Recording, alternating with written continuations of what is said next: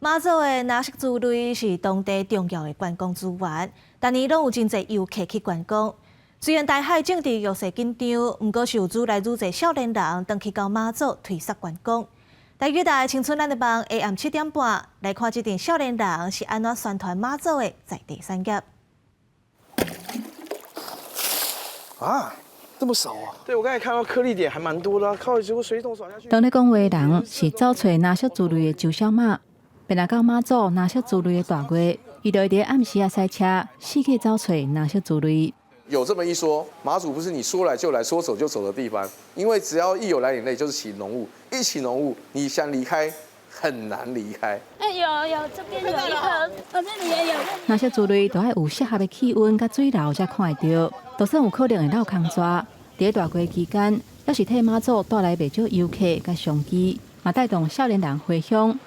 除了工作机会有增加，饲囡仔的成本价嘛是原因之一。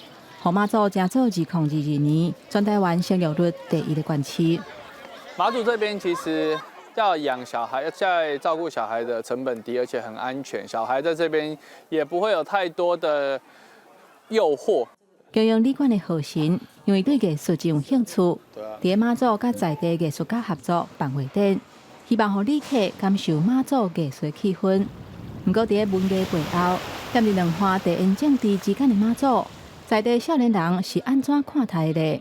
台湾或外地人看我们马祖的一些状况，例如抽沙船啊，或者是海缆断掉啊，他们都可能会觉得很紧张。可是对我们当地人来说，就是一个习以为常的事情。连江县政府讲，中国有参详讲要用4通啦，其实在地人无认同的较济啦，因为咱马祖本身无欠水、无欠电、无欠气啊。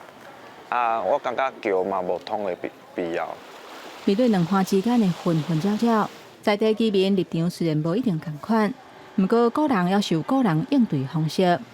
在这阵少年人的心内，要安怎拍拼提升观光的品质，甲遮建设做一个安居乐业的好所在，才是因真正要义的目标。